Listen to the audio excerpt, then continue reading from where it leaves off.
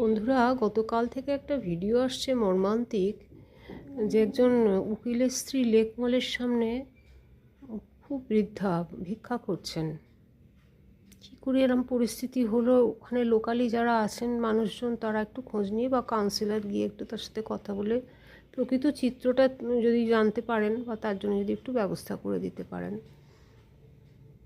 তো কৃতজ্ঞ থাকি। সব যে কোনো দল, কাউন্সিলর তো এখনকার যিনি আছেন মানে যারা নির্বাচিত, আর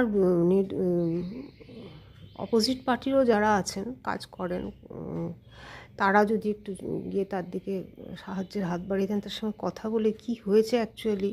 এরকম কিছুদিন আগে আর একটা ভিডিও এসেছিল, শ্রীরামপুর না মানে হুগলি ডিস্ট্রিক্টের কোনো একটা স্টেশনে বসে একজন স্পেশালিস্ট চিকিৎসকের স্ত্রী ভিক্ষা করছেন, কিচ্ছু তার নেই। আর মানে আমি কেমন হয়ে গেছিলাম। তো তাকে যা বুঝতেই পাচ্ছেন, সকলেও বুঝতে পারছেন বর্তমান যুগের কি ভয়ঙ্কর মানে নৈতিক অবক্ষয়,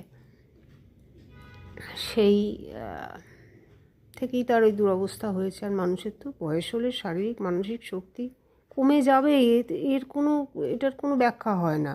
তখন সে ভীষণ হেল্পলেস ফিল করে, এবং তার দিকে একজন না হাত বাড়িয়ে দিলে সে একা একা তখন কী করবে, শারীরিক শক্তিই নেই, হাতে অর্থ নেই, মানসিক শক্তি নেই, তো তাকে তো কাউকে না কাউকে দেখতে হবে। যার কেউ নেই তার ভগবান আছে। ভগবান কে? জনতাই তো, জনতা জনার্দন, সরকার, জনতা।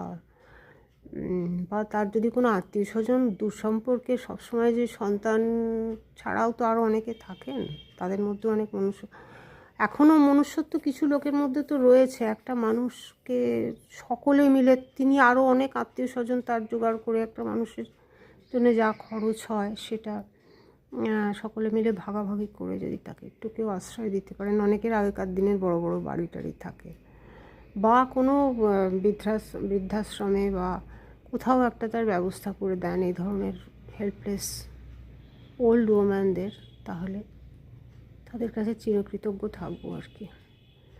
কী জানি পরে এটা কি আর ফলো আপ করতে পারবো, কী হলো না হলো কিছুই বুঝতে পারবো না, জানতে পারবো না। তাই একটু বলে দিলাম ভিডিওতে, সকলে এটাকে ছড়িয়ে দেবেন, শেয়ার করে দেবেন, আর কাছাকাছি মানুষরা একটু স্টেপ নেবেন, এই আবেদন।